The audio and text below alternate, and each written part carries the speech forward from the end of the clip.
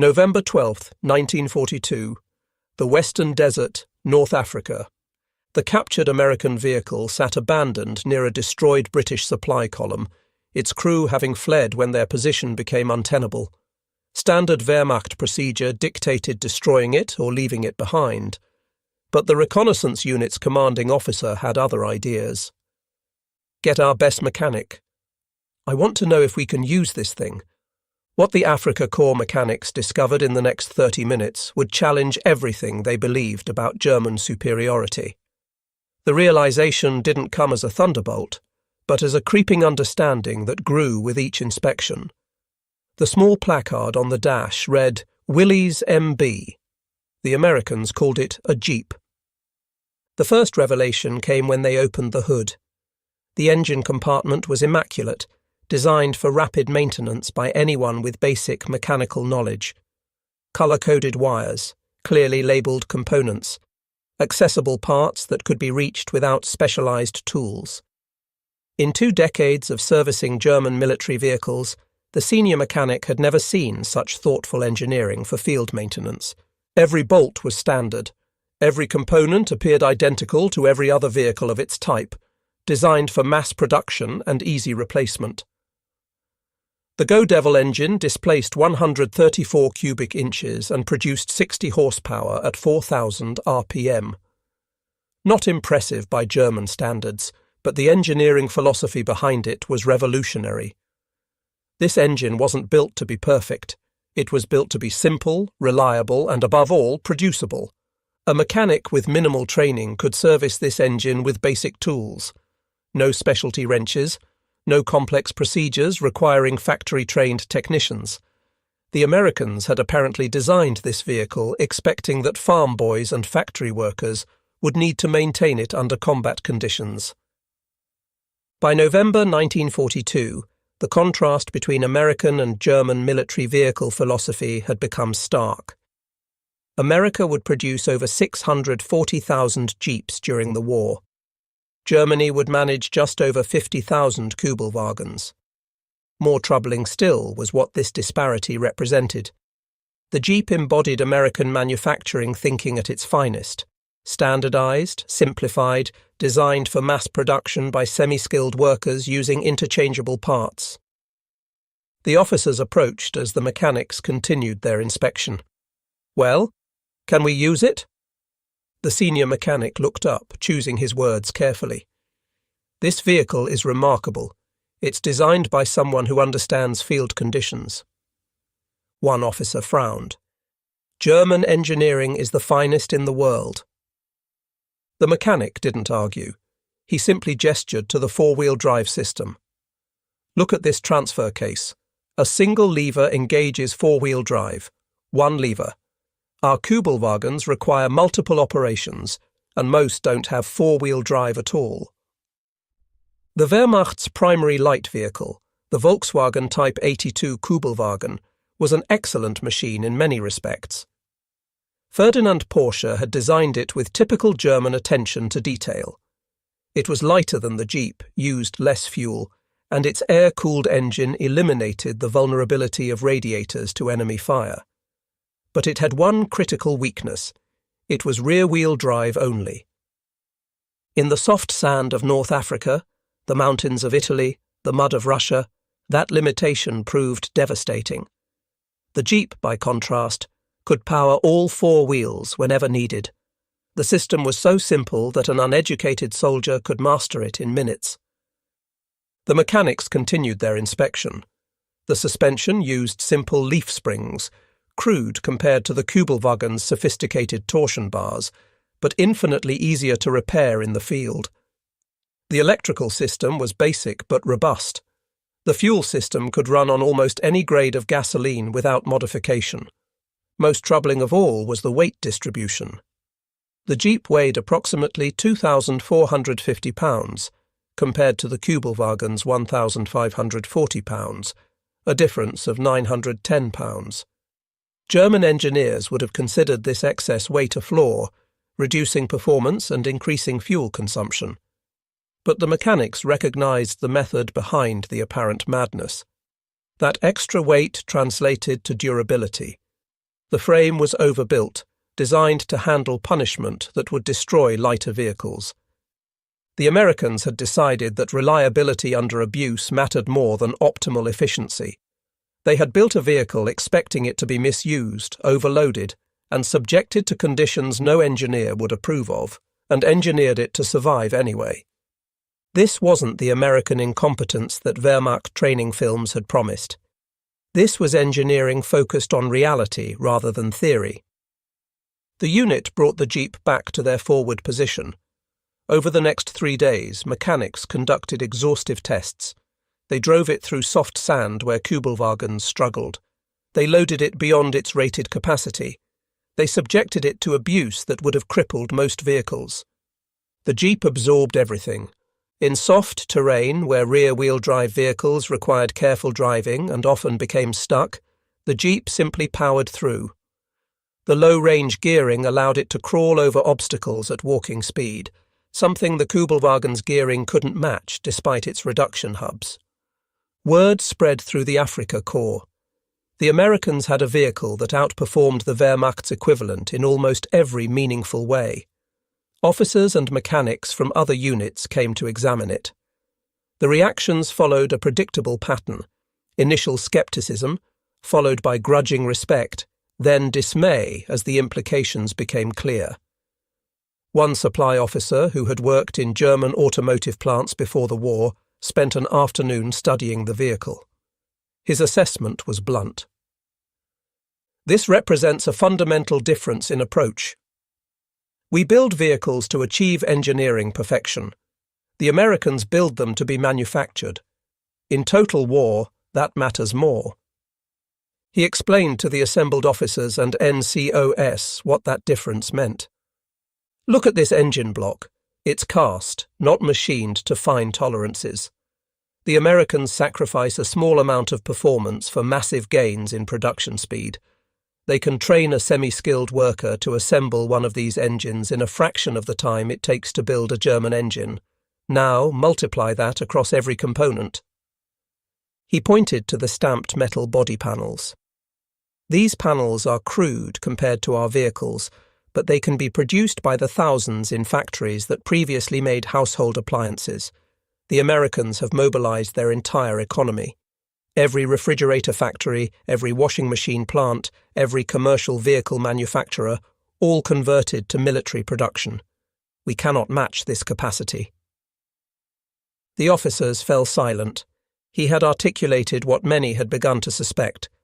Germany's philosophy, focused on quality and precision, made sense in peacetime.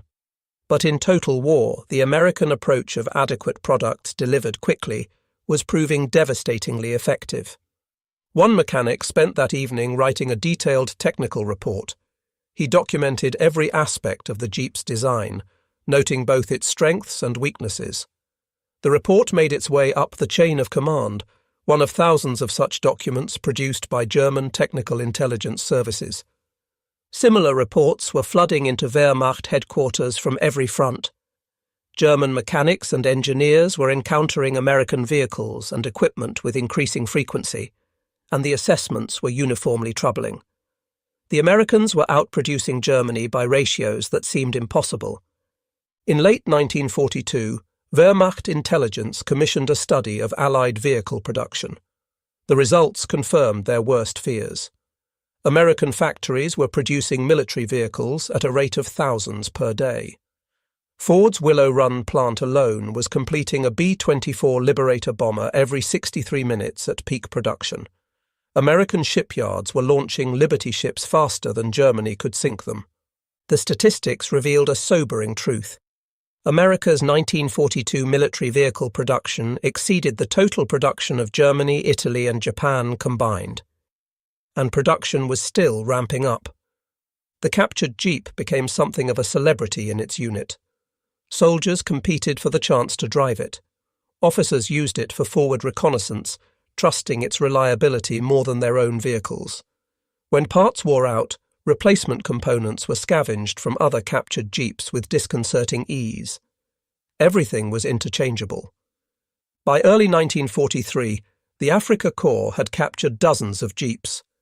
Wehrmacht mechanics formed informal networks, sharing maintenance knowledge and scrounged parts.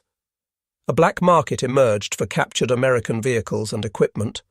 A working Jeep could command prices far exceeding its theoretical value, because everyone recognized its superiority for desert warfare.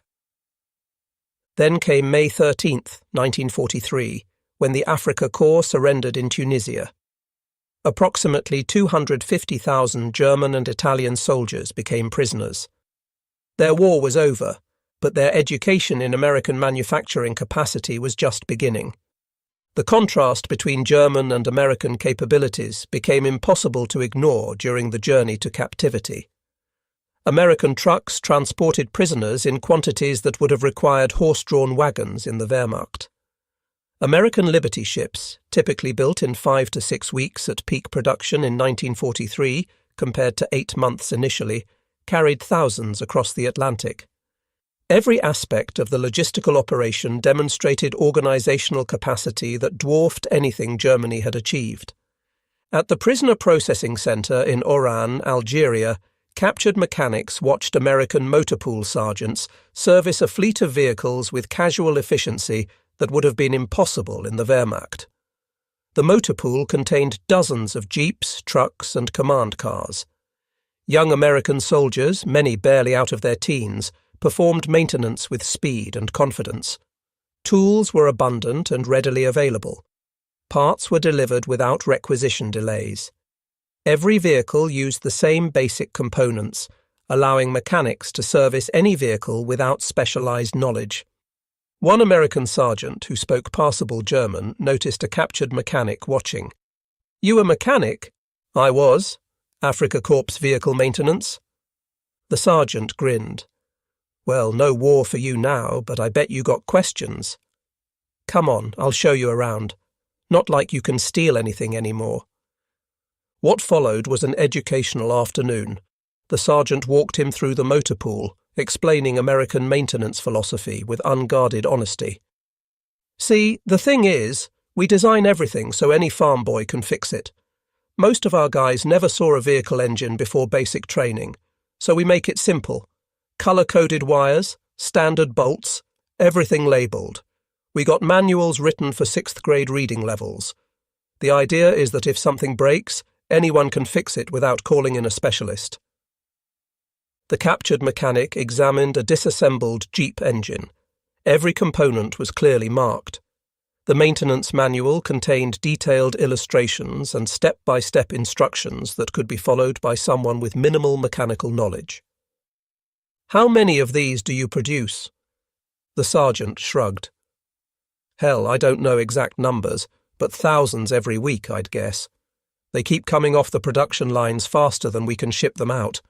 We got so many Jeeps that if one breaks down, we usually just grab another one instead of fixing it immediately. Thousands every week." The number seemed impossible, yet the evidence was everywhere. The motor pool contained more vehicles than entire German divisions had possessed. And this was just one small American unit at a forward supply base. The sergeant continued the tour. Dodge trucks capable of hauling loads that would require 2 German vehicles. Half-track personnel carriers produced in quantities that made German equivalents seem like rarities. Tank transporters that could move armor without wearing out their tracks. Thing is, we learned from the last war. We build everything with common components. A bolt from a Jeep fits a truck, fits a half-track. Same with electrical parts, hydraulic systems, everything. Makes logistics simple. Instead of needing 1,000 different parts, we need maybe a couple hundred, and we produce them by the millions. This was the secret that German manufacturing had never fully grasped. Component commonality wasn't just about production efficiency. It was about creating a logistical ecosystem where any part could be used anywhere, any mechanic could service any vehicle, and the entire system reinforced itself. The journey from North Africa to American prison camps continued the education. At every stop, prisoners witnessed American production capacity operating at a scale that defied German preconceptions. The port at Norfolk, Virginia, processed thousands of tons of supplies daily with mechanical efficiency. Cranes loaded and unloaded cargo at speeds that would have required armies of workers in Hamburg. Trains carried prisoners across America in passenger coaches that would have been luxury in Germany. And everywhere were vehicles. Cars filled parking lots outside factories. Trucks lined highways in convoys that stretched for miles. Military vehicles sat in depot yards by the thousands, awaiting shipment to combat zones. At Camp Hearne, Texas, skilled mechanics volunteered for the motor pool. American camp commanders welcomed their expertise because the war effort demanded every available worker. For the next 2 years, German mechanics worked alongside American soldiers, maintaining the vehicles that kept the camp running. American mechanics approached vehicle maintenance with direct practicality. They weren't engineers striving for perfection. They were problem solvers focused on keeping equipment operational. When something broke, they fixed it quickly with whatever was available. When parts weren't available, they improvised. When a vehicle proved unrepairable, they cannibalized it for components and requested a replacement, which arrived within days rather than weeks. The captured mechanics observed American techniques closely. German mechanics were trained to maintain vehicles to factory specifications, requiring specialized tools and proper procedures. American mechanics were trained to keep things running by any means necessary. In peacetime conditions, German methods produced better results. In wartime chaos, American methods proved vastly more effective. The motor pool at Camp Hearne processed hundreds of vehicles monthly. Jeeps came in for routine maintenance, received service in hours rather than days, and returned to service. The efficiency came from parts abundance and component interchangeability. When a part needed replacement, the parts room had dozens in stock. When a tool was required, the tool room provided it immediately. When a vehicle was beyond repair, another one took its place. One German mechanic befriended an American soldier who had worked for Ford before the war. The American proved knowledgeable about the automotive sector. Before the war, I worked on the assembly line at Willow Run. That's Ford's bomber plant outside Detroit, biggest factory in the world. We're building B-24 Liberators. Started production in '42, and by the time I got drafted last year, we were completing one bomber every hour. Every single hour, a complete 4-engine heavy bomber rolled off that line. The arithmetic was staggering. 24 bombers per day, over 700 per month. How is such production possible? Mass production principles. Mr. Ford figured out how to break down complex manufacturing into simple, repeatable steps. You don't need skilled craftsmen if every worker does one simple task repeatedly. A kid fresh off the farm can be trained in a week to install one type of bolt in one location. Do that with 1,000 workers, and you get massive output. This was the fundamental difference. German production relied on skilled craftsmen building quality products in moderate quantities. American production relied on semi-skilled workers building adequate products in massive quantities. The American continued. Same thing with Jeeps. Willys Overland makes them, so does Ford. Both plants use identical specifications. Apart from a Willys Jeep fits a Ford Jeep perfectly. They're completely interchangeable. That means if one plant gets bombed or has problems, the other keeps producing. Maintenance is simple because every mechanic learns one vehicle, not dozens of variants. The German mechanic thought about the Wehrmacht's vehicle inventory. Dozens of different truck types from different manufacturers, each with unique parts and maintenance requirements. Kübelwagens from Volkswagen, command cars from various sources, captured vehicles from across Europe, each requiring its own spare parts and knowledge base. German logistics were a nightmare of incompatible systems. American logistics were streamlined through uniformity. The real genius is that we designed for manufacturability from the start. When they put out the requirements for the Jeep back in '40, they gave companies just 75 days to produce a prototype. American Bantam did it in 49 days. Then Willys and Ford refined the design for mass production. Everything had to be simple to manufacture, simple to maintain, and simple to repair. The captured mechanics had examined enough jeeps to recognize this truth. The vehicle wasn't elegant. German engineers would have designed something more sophisticated, but sophistication impeded mass production, and mass production was winning the war. By summer of 1944, prisoners had heard rumours of Operation Overlord, the Allied invasion of Normandy. When news arrived of the landing's success, many felt no surprise. The Allies had the manufacturing capacity to build an invasion fleet that would have taken Germany years to assemble.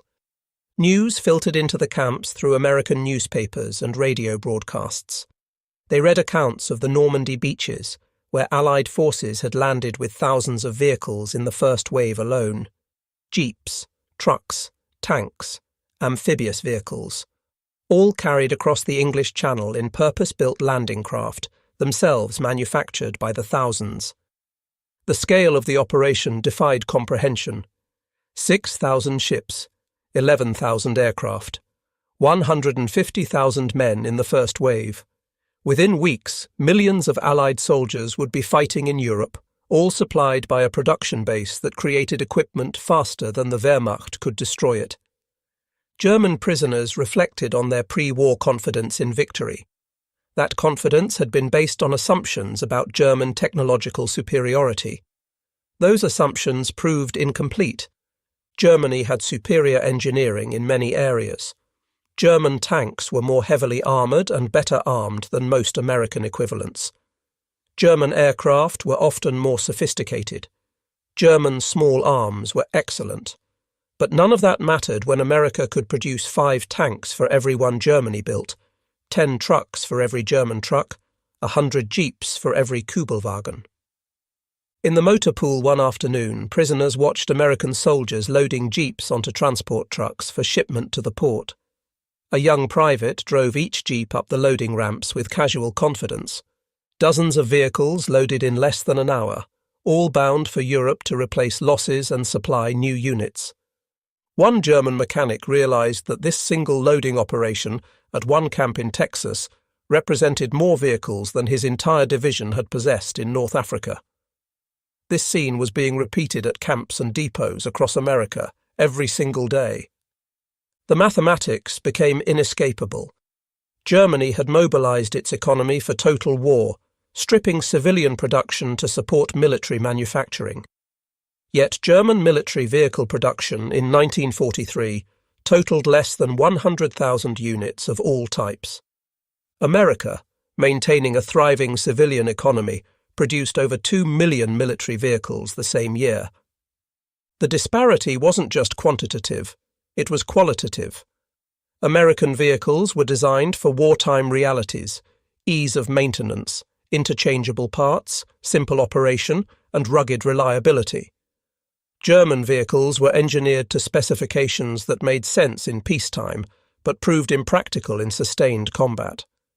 In November 1944, news reached the camp of a German offensive in the Ardennes, what would become known as the Battle of the Bulge, Hitler's last gamble in the West. The offensive relied heavily on capturing American fuel supplies because Germany no longer had sufficient fuel to sustain armoured operations. More troubling were reports of Operation Grief, Otto Skorzeny's commando operation using captured American equipment.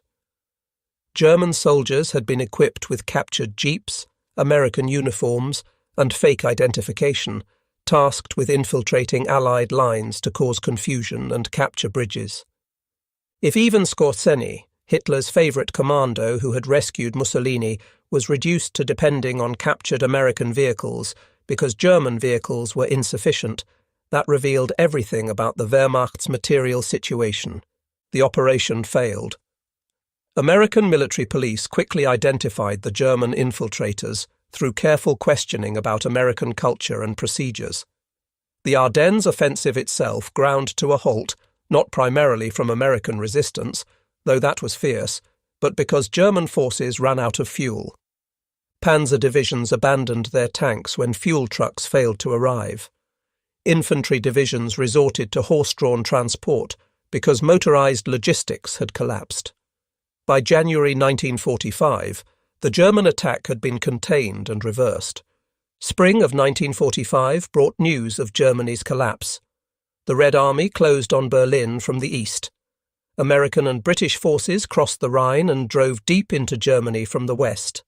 In the camp motor pool, German mechanics continued their work, maintaining vehicles for an army that had defeated their homeland.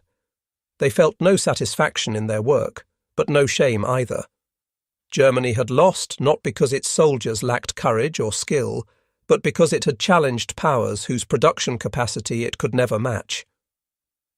One afternoon in April, an American soldier approached with news. Germany surrendered. War's over in Europe. The mechanics nodded. They had expected this for months. What happens to us now? You'll go home eventually. Probably not immediately. Lots of logistics to work out. But you'll go home. One mechanic considered this. Home to a Germany that had been bombed into rubble, occupied by foreign armies, its cities destroyed by the same manufacturing might that had produced the Jeep he had examined years ago.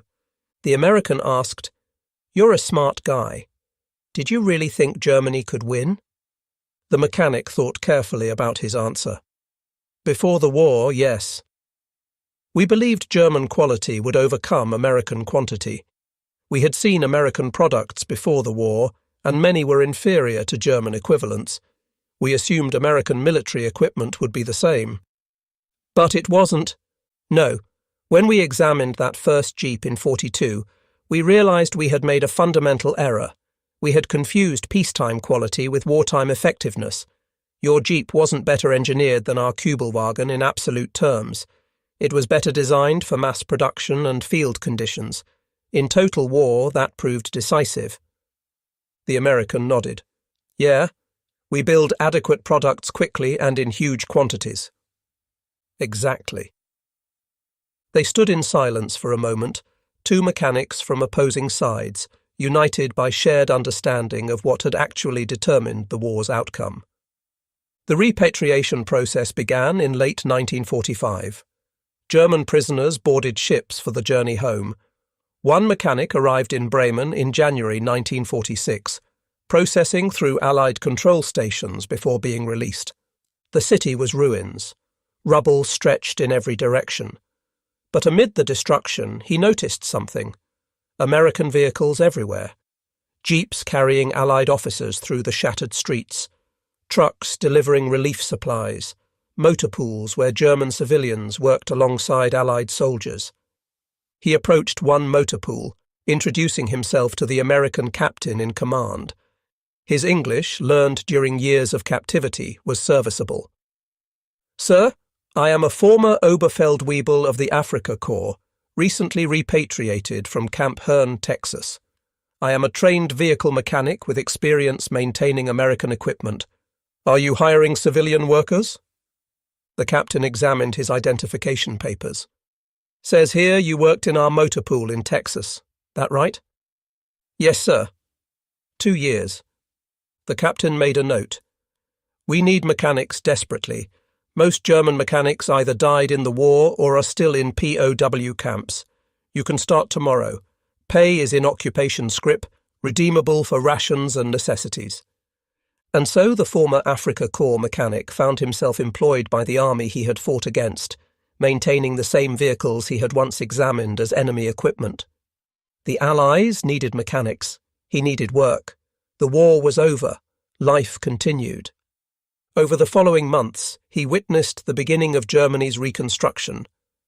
American aid poured in, distributed with the same efficiency that had won the war. Food, medicine, construction materials.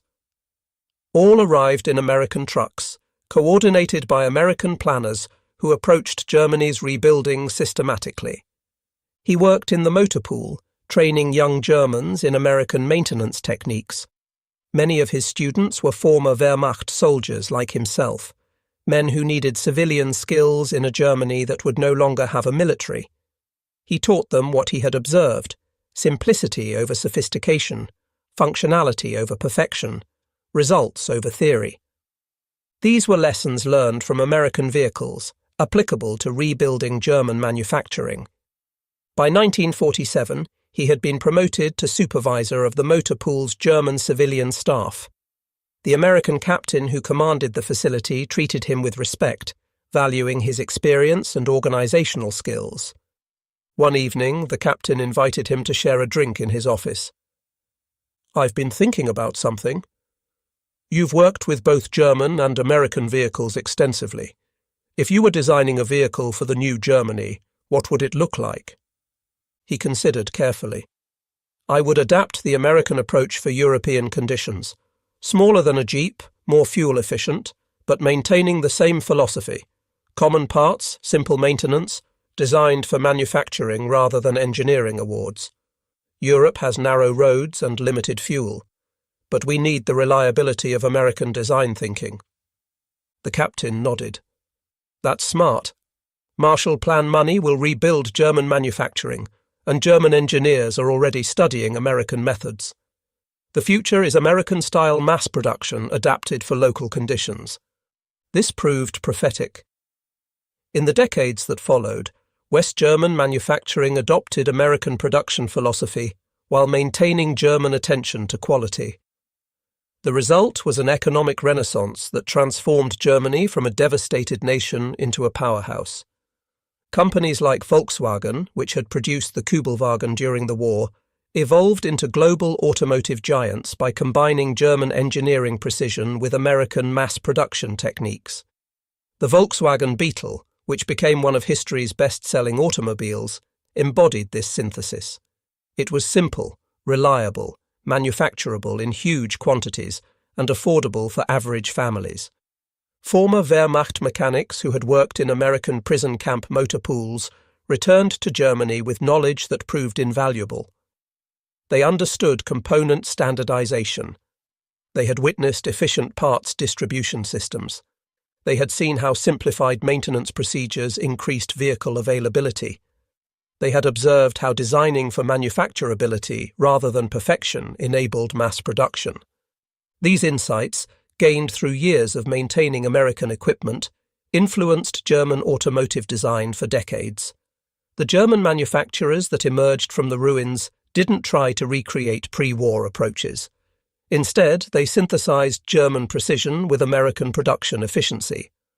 By the early 1950s, this hybrid approach was producing results. Volkswagen production ramped up from thousands of vehicles annually to hundreds of thousands. Mercedes-Benz adapted assembly line techniques while maintaining quality standards. BMW restructured its manufacturing to emphasize component commonality across model lines. The economic miracle of the 1950s and 1960s owed much to these changes. West Germany became an export powerhouse, selling vehicles globally that combined reliability with affordability. The synthesis of German and American approaches created products that neither nation's pre-war philosophy could have produced alone. U.S. Army historian Hugh M. who interviewed Wehrmacht generals after their surrender, documented their perspective.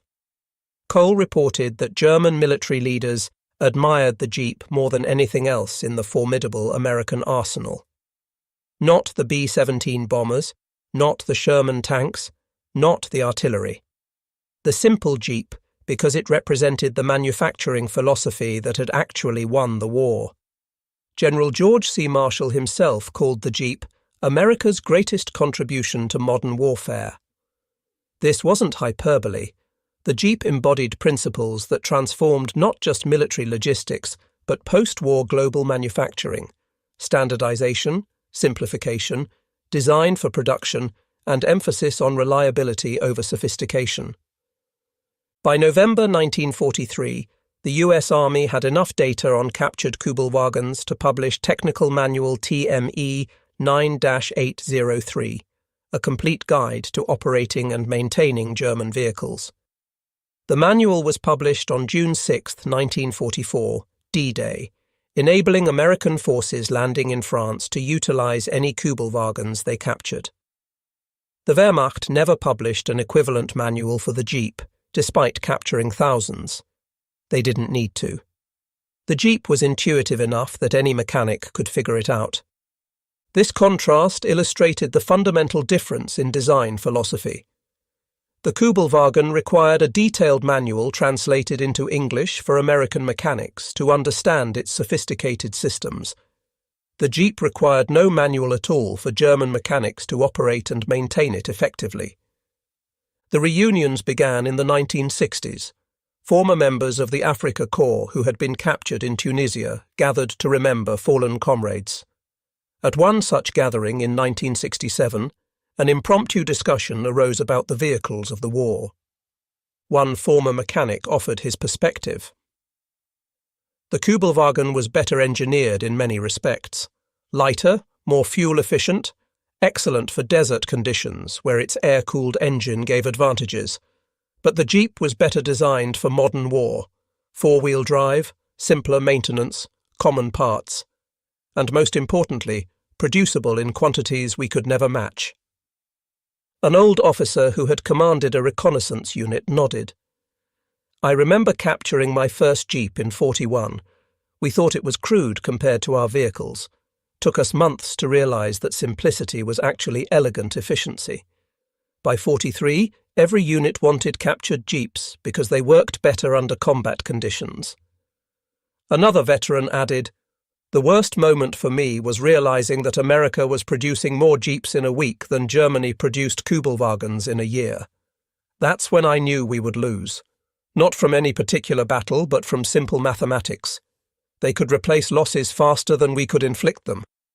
This was the consensus that emerged from such discussions. German soldiers had tremendous respect for the Kübelwagen as a vehicle, but they recognized that the Jeep and what it represented about American production capacity had been decisive. Not through combat effectiveness alone, though it was effective. Through what it revealed about the disparity in manufacturing capability between the combatants. The Wehrmacht's logistical situation had been dire throughout the war. By 1943, approximately 80% of German divisions relied on horse-drawn transport. The German army entered World War II with 514,000 horses and would eventually employ 2.75 million horses and mules during the war, with approximately 1.1 million horses in service at any given time. Over 2 million of these animals died during the conflict. In contrast, American divisions were completely motorized. Every American unit relied on trucks, not horses, for logistics. This created operational advantages that Wehrmacht commanders envied. American supply columns could move hundreds of kilometers in a day. German supply columns, limited by the walking speed of horses, averaged perhaps 30 kilometers daily in good conditions. When Wehrmacht generals examined the reasons for their defeat, they consistently pointed to material disparity rather than tactical or strategic failures. German soldiers fought with skill and courage. German officers made reasonable tactical decisions.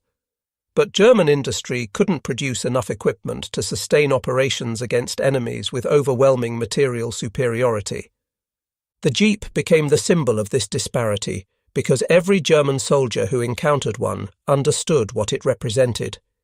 Here was a vehicle so abundant that Americans treated it as disposable, so reliable that it required minimal maintenance, so simple that any soldier could operate and repair it, so effective that German units preferentially used captured Jeeps over their own vehicles whenever possible. In 1976, the United States Army began replacing the Jeep with the HMMWV. The Jeep had served for 35 years, an extraordinary lifespan for any military vehicle. Many remained in service with reserve units and Allied militaries for decades more. That same year, Volkswagen celebrated the 1 millionth VW Golf produced. The Golf, like the Beetle before it, embodied lessons from both German and American approaches. Precision engineering combined with mass production efficiency. The synthesis that had rebuilt Germany. By the 1980s, West Germany had become one of the world's leading economies. German automotive companies exported millions of vehicles annually. German manufacturing was synonymous with quality and reliability, but that quality was now paired with efficient production methods owing much to American influence. The final Afrika Korps reunion took place in 1998. Fewer than 24 veterans attended, all in their 70s or 80s, survivors of a conflict that had ended more than half a century earlier. During the reunion, someone mentioned that a local museum had acquired a restored Willys MB Jeep. Most wanted to visit. They stood around the vehicle, these elderly men who had once been young soldiers in Africa, examining it with the eyes of mechanics and warriors who had come to respect it. One veteran reached out to touch the hood, his arthritic fingers tracing the familiar lines. "I captured one of these in 42. Used it for 3 months before I got wounded at El Alamein. Best vehicle I ever drove. Better than anything we had." Another nodded. "I examined one in Tunisia just before we surrendered. Couldn't believe how simple the design was. Realized then that we'd been approaching vehicle design all wrong. Too complicated, too difficult to produce and maintain." "They made over 600,000 of them," a third veteran added. "We made 50,000 Kübelwagens. That ratio told you everything." They stood in silence for a moment. The Jeep sat before them, a museum piece now, its war long over. But for these veterans it represented something more than a historical artifact. It was a symbol of the production capacity that had defeated them, the functional engineering that had proven effective, the abundance that had overwhelmed scarcity. "We never had vehicles like this," one finally said. "Not in the numbers, not with the reliability, not designed with the same philosophy. We built for perfection. They built for production." This was the lesson that Wehrmacht mechanics had absorbed, examining captured jeeps in the deserts of North Africa, in the mountains of Italy, in the fields of France. It was a lesson that shaped post-war Germany and influenced global development. The Jeep had been more than a vehicle. It had been an education. Wehrmacht mechanics, humbled by defeat, had proven to be excellent students. They studied not just how to maintain American equipment, but why that equipment had been designed as it was, and what those design choices revealed about the manufacturing philosophy that had won the war. That knowledge, painful in its acquisition, became the foundation for Germany's reconstruction and eventual prosperity. The defeat taught humility. American equipment taught functional engineering. The combination produced a new German philosophy that served the nation far better than pre-war hubris. The story of Wehrmacht mechanics and the Jeep is a story of learning through defeat. Pride had told them that German engineering was superior, that quality would triumph over quantity, that sophistication would overcome simplicity. Reality taught them otherwise. American vehicles were not better engineered than German equivalents in most technical specifications, but they were better designed for modern warfare's realities, producible in massive quantities, maintainable by minimally trained personnel, built with common interchangeable parts, reliable under abuse. This functionality, multiplied by American manufacturing capacity, created overwhelming material superiority that no amount of German skill or courage could overcome. The Wehrmacht had excellent soldiers, capable officers, and sophisticated equipment, but it lacked the foundation necessary to sustain total war against enemies who could produce equipment faster than Germany could destroy it. The mechanics who maintained both German and American vehicles understood this through direct experience. They had seen both systems operate. They had worked with vehicles designed according to different philosophies. They knew which approach worked better under combat conditions. That knowledge informed their work rebuilding Germany.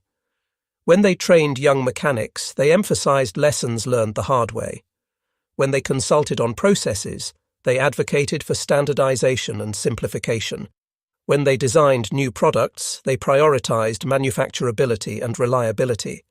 The engineers who rebuilt German automotive and machinery sectors had studied, captured American equipment, worked in prison camp motor pools, and observed American manufacturing methods. They created a hybrid, German precision combined with American production efficiency. That hybrid proved extraordinarily successful. By the 1970s, West Germany had become a leading exporter of manufactured goods. The economic success validated lessons from defeat. Germany had abandoned the hubris that contributed to catastrophe and adopted a more effective approach informed by study of the victor's methods. The Jeep played a meaningful role in that transformation through direct experience. Every Wehrmacht mechanic who maintained a captured Jeep absorbed insights about American philosophy. Every officer who rode in a captured Jeep recognized its advantages. Every soldier who witnessed the abundance of Allied vehicles understood what propaganda had tried to conceal. These experiences, shared by hundreds of thousands of German soldiers and prisoners, created widespread understanding that Germany's defeat was not primarily military but material. This understanding shaped attitudes toward reconstruction. German leaders and engineers looked to adapt American methods rather than restore pre-war practices that had proven inadequate. They embraced mass manufacturing rather than emphasizing small-scale craft production. They designed for manufacturability and reliability rather than perfection regardless of production difficulty. The Wehrmacht mechanics who first encountered Jeeps in North African deserts could not have imagined the long-term influence of that encounter. They were trying to understand an enemy vehicle, assess its capabilities, determine whether it could be used by their own forces. In doing so, they discovered truths about manufacturing capacity and engineering philosophy that would shape the rest of their lives and influence their nation's reconstruction. The last of those mechanics have passed away. Their direct testimony is lost, but the lessons they learned remain embedded in practices worldwide. Every vehicle designed for ease of manufacture owes something to the philosophy the Jeep embodied. Every standardized part reflects American influence on global standards. Every emphasis on reliability echoes lessons from motor pools where Wehrmacht mechanics maintained captured American equipment. This is the Jeep's legacy, a teacher of principles that transformed manufacturing. It taught that assumptions about superiority need examination, that functional effectiveness matters more than sophisticated design, that designing for manufacture and maintenance serves better than designing for perfection. Those lessons helped transform Germany from defeated enemy to prosperous ally. The mechanics who admitted they had never had vehicles like the Jeep became architects of renewal. Their humility, born from defeat and educated by observation, served Germany better than the pride that preceded catastrophe. In November 1942, examining a captured Jeep in the North African desert, Wehrmacht mechanics began a journey of discovery that would influence a generation.